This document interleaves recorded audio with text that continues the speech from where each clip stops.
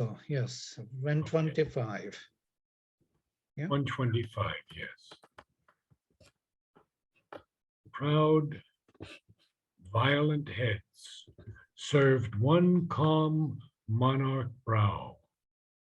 All the soul's postures donned divinity. This is, of course, the glory and the fall of life in Canto 3. And we are reading about this plane of existence that Sri Aurobindo is telling us. And these oligarchies of natural law, and he capitalizes law. We've been through law many times. And we know now that law is not a constant, because on different levels of consciousness, different planes of consciousness, law changes. Just as morality changes when we go into the higher mind and the illumined and intuitive mind, morality doesn't exist anymore. And there is a different law that governs everything. So here we're seeing these proud, violent heads that are serving this one calm monarch brow. And all the soul's postures donned divinity. So they all seem to be divine because they are dawning. So it's not absolutely dawning, because that's just put on. The postures put on divinity. And then we're seeing the next lines. There met the ardent mutual intimacies of mastery's joy and the joy of servitude, imposed by love on love's heart that obeys, and love's body held beneath a rapturous yoke. Now, this is a marvelous, marvelous section. So we see that these ardent, these really inflamed, almost mutual intimacies of this joy of mastery and this joy of servitude. Mother speaks to us so often about this joy of servitude and how the body's best prayer to the divine is always work. Now, this servitude here is imposed by love. And it's imposed by love on this heart of love that obeys. And love's body held beneath a rapturous yoke. We know what the word yoke means when we see the bullocks in pairs beneath the yoke. So, Vladimir, you want to add something here, because this is a very complicated passage. Not right now, sorry, because I'm still kind of making Americans come. So, okay, all right. Fine. So sorry. And now we have these beautiful lines. All was a game of meeting kinglinesses. For worship lifts the worshipper's bowed strength close to the God's pride, and bliss his soul adores. Well, this is so powerful. When we see that the divine has created this universe as his own game, he is in everything, or he wouldn't be the divine. He is also outside of everything, or he wouldn't be the divine. So we see that this is a game of meeting kinglinesses in this plane of existence. And then Sri Aurobindo tells us that something that we all should feel. For worship lifts the worshipper's bowed strength, close to the God's pride, and bliss his soul adores.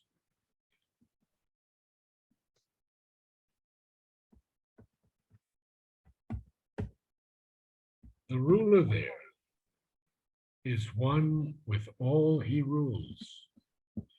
To him who serves with a free, equal heart, obedience is his princely training school, his nobility's coronet and privilege, His faith is a high nature's idiom. His service, a spiritual sovereignty. Well, to all of us who aspire at least to serve with a free, equal heart, we know that obedience is our first training school, but it is a princely training school. And this service is also our nobility's coronet and privilege. Our faith is a high nature's idiom, and even our service, a spiritual sovereignty. Now, Sri Aurobindo is going to tell us more about this area. There were realms where knowledge joined creative power in her high home and made her all his own. The grand illuminate seized her gleaming limbs and filled them with the passion of his ray, till all her body was its transparent house, and all her soul a counterpart of his soul. Well, so there are realms here in these planes where knowledge joins with creative power, because knowledge without power has no force. But power with knowledge can move mountains. So when knowledge joins with creative power in her high home and made her all his own. Now, the grand illuminate is just a synonym for the divine. The grand illuminate seized her gleaming limbs and filled them with the passion of his ray. So the divine force is entering into her gleaming limbs till all her body was its transparent house, and all her soul a counterpart of his soul. This is a very important passage because we understand from this that if we believe or have the experience that the divine is in each of us, then we have to make our bodies a transparent house for him to come forth and lead us. So our soul can then be a counterpart of the divine soul. Apotheosized, that means raised to heaven almost, transfigured by wisdom touch. Her days became a luminous sacrifice, an immortal moth in happy and endless fire. She burned in his sweet, intolerable blaze.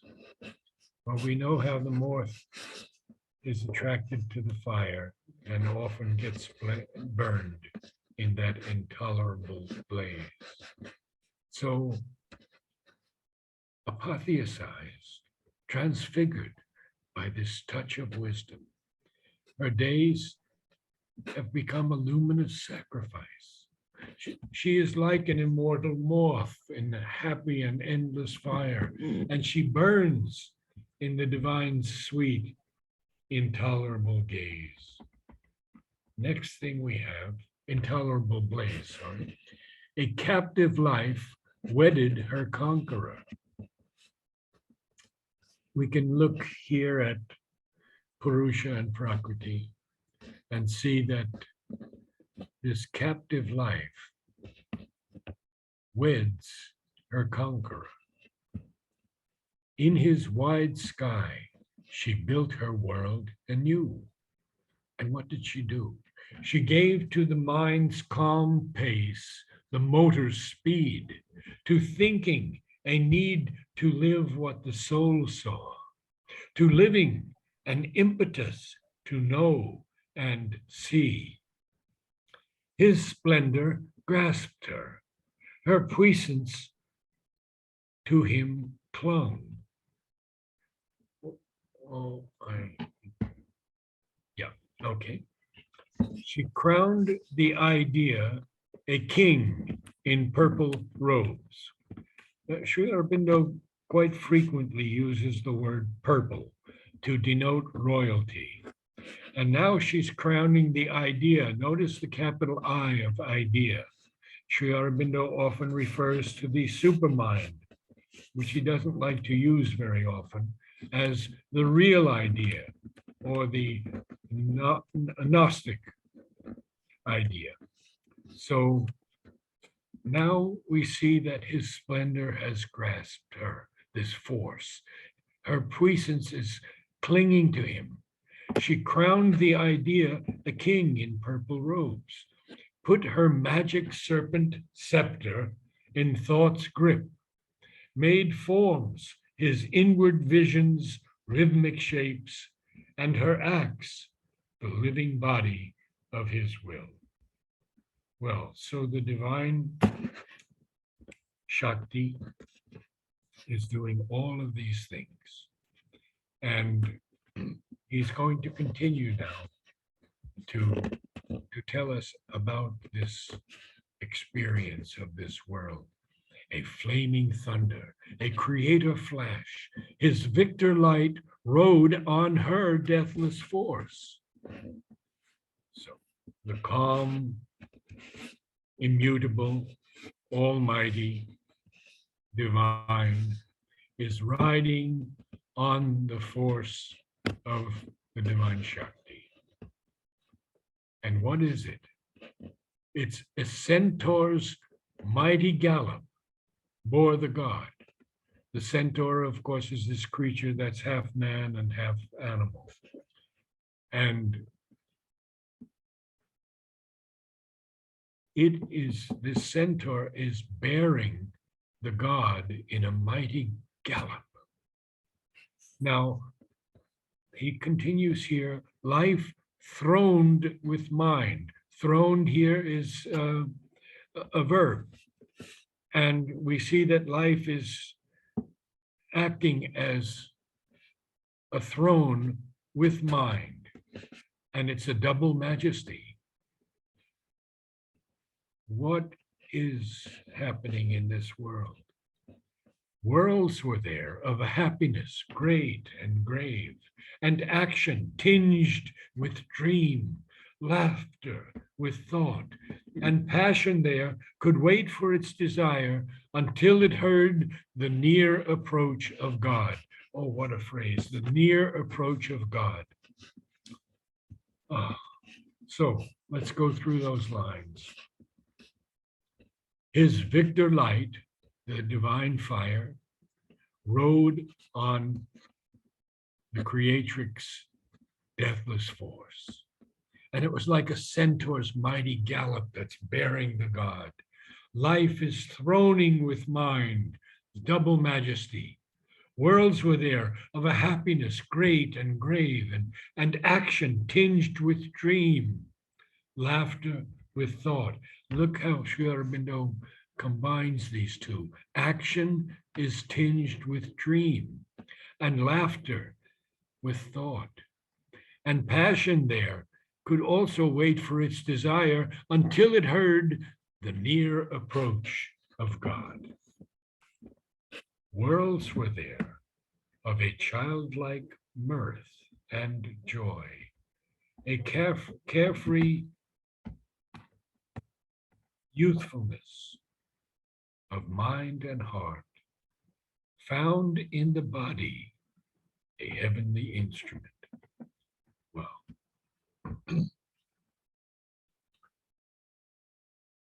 worlds were there of a childlike mirth and joy, a carefree youthfulness of mind and heart, found in the body a heavenly instrument. It lit an aureate halo round desire and freed the deified animal in the limbs to divine gambols of love and beauty and bliss. So in this body that has become a heavenly instrument, it lights this golden halo around desire, and it frees, look at the word, the deified, the godlike animal in the limbs, to divine gambols. Well, when the animals gamble, they run around, and here it's divine gambols of love and beauty and bliss. Now, he's going to continue and tell us much more about this plane of existence. On a radiant soil that gazed at heaven's smile, a swift life impulse stinted not nor stopped. It knew not how to tire. Happy were its tears. Their work was play, and play the only work.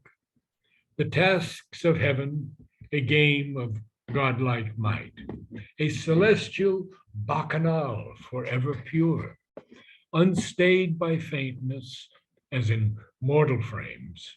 Life was an eternity of rapture's moods. Age never came. Care never lined the face. Well, it seems like the perfect place, doesn't it? We see that this aureate halo that is around desire frees the godlike animal in the limbs. And it frees it to do what? To divine gambols of love and beauty and bliss. Now, this soil is radiant, and it gazes at heaven's smile. And a swift life impulse stinted not nor stopped. Stinted means compacted, compressed. No, it did not compress itself. It didn't stop. It didn't even slow down. It knew not how to tire. And even its tears were happy. Their work was play, and play the only work. The tasks of heaven, a game of godlike might, a celestial bacchanal forever pure. A celestial bacchanal, this is interesting because a bacchanal is usually an orgy of drinking, sex, and other things. Now here it's a celestial bacchanal, and it's forever pure. And it's unstayed. Unstayed here mean it's not stopped by faintness, as it would be in mortal frames. And why is that? Because life was an eternity of rapture's moods, and age never came. Care never lined the face.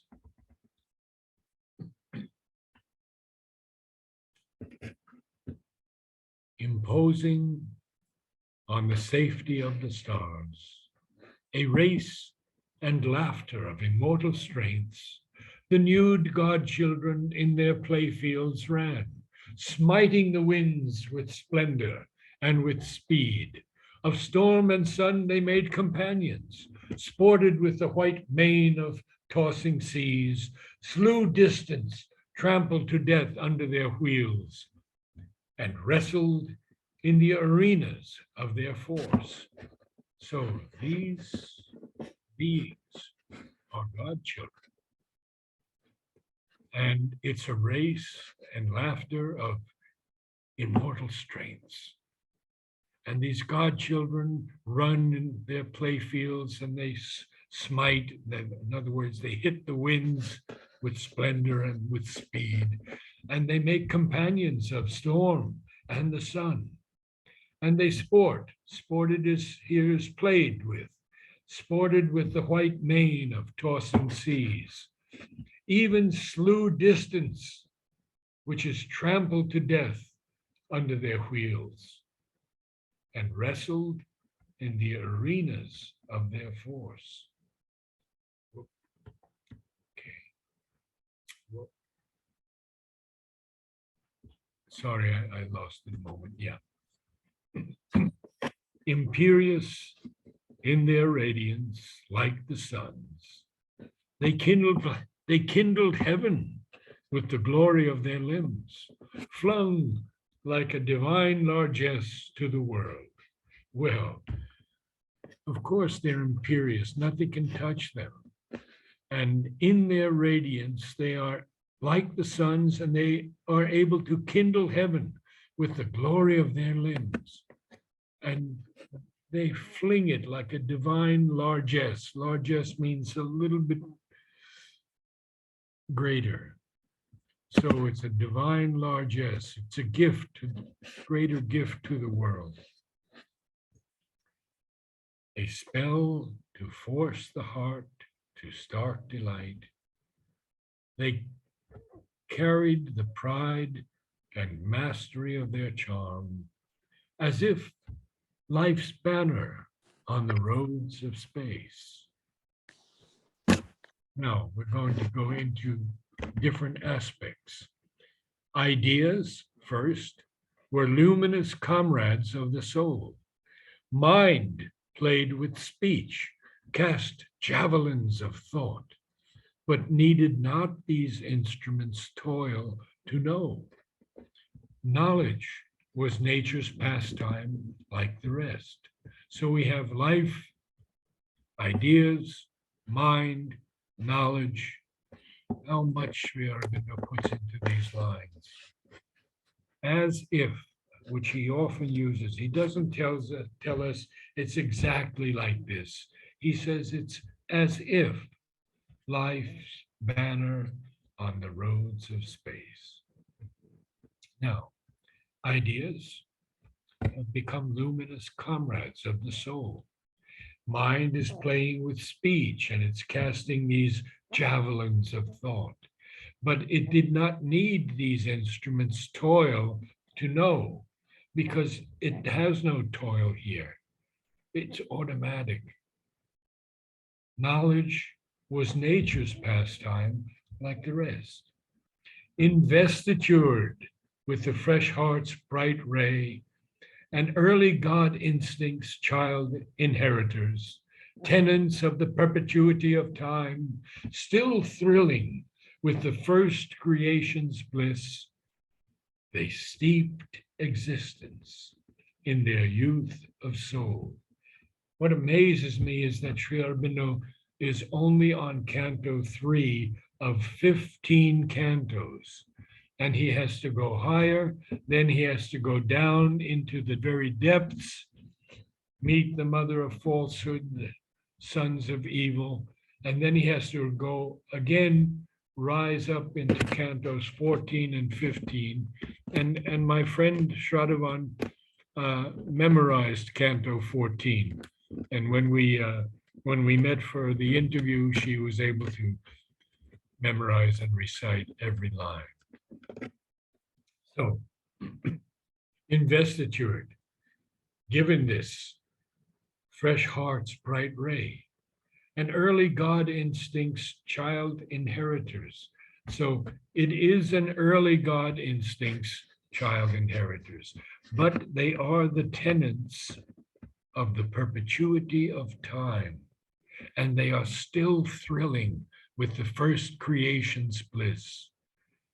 They steeped existence in their youth of soul. I'll go just a little further.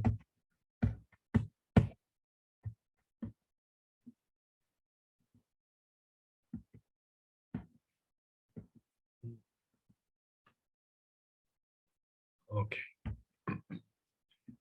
An exquisite and vehement tyranny, the strong compulsion of their will to joy poured smiling streams of happiness through the world. There reigned a breath of high, immune content, a fortunate gait of days in tranquil air. A gait here is a stepping, like a horse has a certain gait. a fortunate gate of days in tranquil air, a flood of universal love and peace. So they have this strong compulsion of their will to joy. And that strong compulsion is pouring these smiling streams of happiness through the world. And there reigned a breath of high immune content. If one is immune, one is untouched by anything.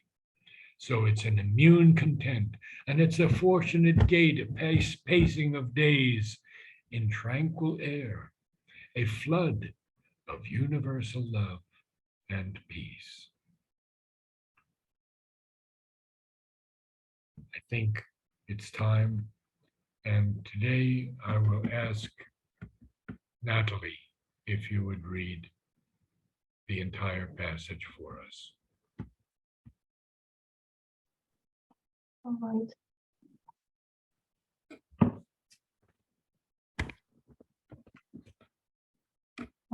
I'll try.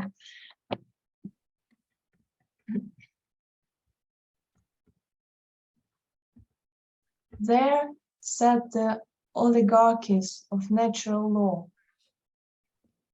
Proud violent heads served one calm monarch brow.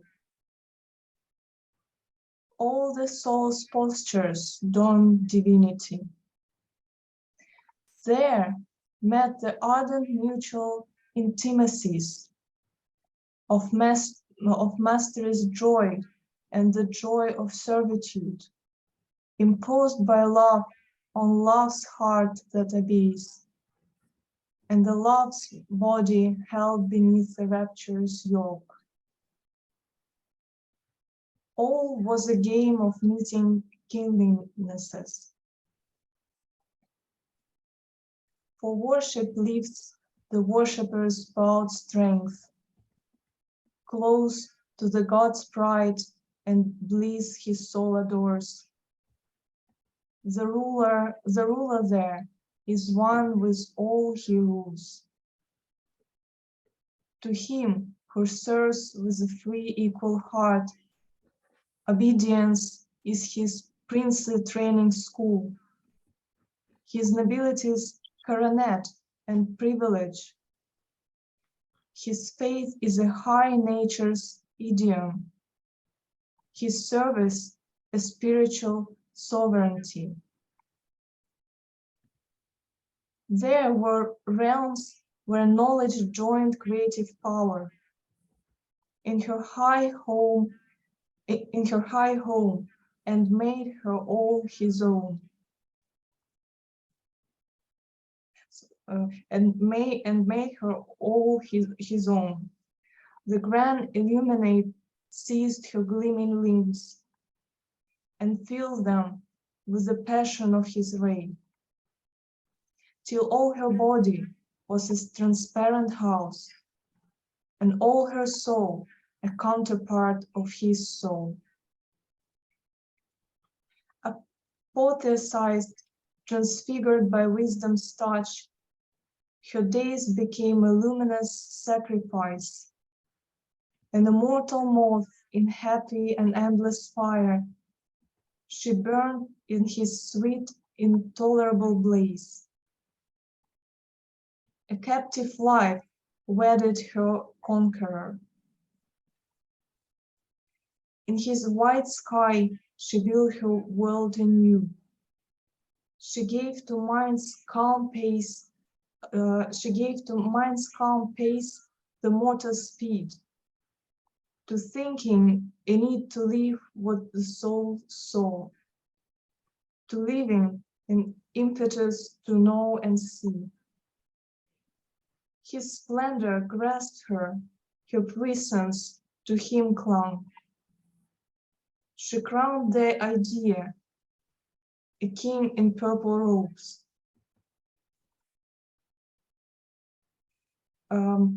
Put her magic serpent scepter in thought's grip, made forms his inward vision's rhythmic shapes, and her acts the living body of his will. a flaming thunder, a creator flash. His victor light rode on her deathless force. A centaur's mighty gallop bore the god. Life throned with mind, a double majesty. Worlds were there of a happiness great and grave, an action tinged with dream, laughter with thought. A passion there could wait for its desire until it heard the near approach of God. Worlds were there of a childlike mirth and joy, a carefree youthfulness of mind and heart, found in the body a heavenly instrument. It lit an aureate halo. It lit an aureate halo round desire, and freed the defied animal in the limbs, to divine gambols of love and beauty and bliss. On a radiant soil that gazed at heaven's smile, a swift life impulse stinted not nor stopped. It knew not how to tire.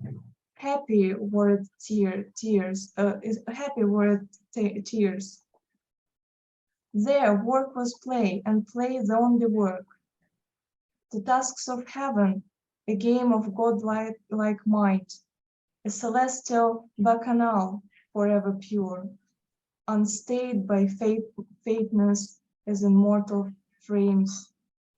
Life was an eternity of rapturous moods. Age never came, care never lined the face. Imposing on the safety of the stars a race and laughter of immortal strength, the nude god children in their play fields ran smiting the winds with splendor and with speed. Of storm and sun they made companions, sported with the white mane of tossing seas, slew distance, trampled to death under their wheels, and wrestled in the arenas of their force. Impervious in their radiance like the suns, they kindle heaven with the glory of their limbs, flung like a divine largesse to the world, divine largesse to the world.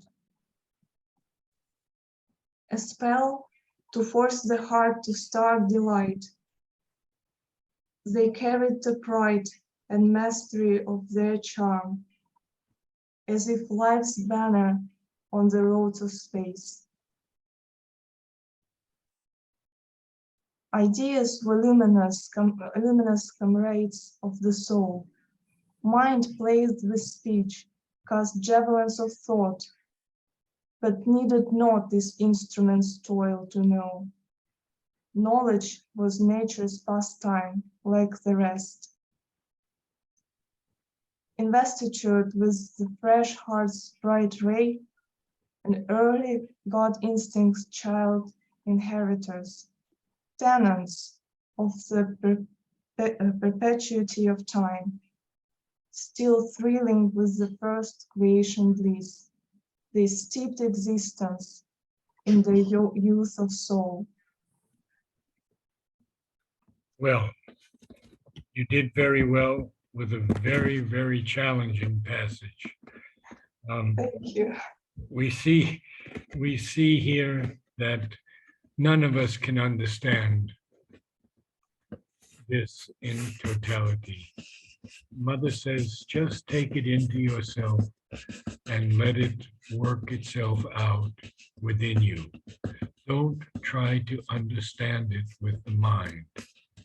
And that's what we have to take from this passage, that Sri Aurobindo is giving us a view of one of the great planes of existence in the glory and the fall of life. And we can appreciate it. We can be grateful. We can be humble to be able to read it. But it is beyond the capacity of our minds to truly understand it. So thank you all Yeah. for joining tonight. And I would like to say that we will meet 8 o'clock EST, that American time, and normal. I can't hear you. No? Can you hear me better now? Yes, That we meet the same time, 8 o'clock American time and 6:30 Indian time. okay, And also the same time for Russia. So okay, just to all of the people who are present here. Yeah. wonderful. Namaste all. Namaste. Okay.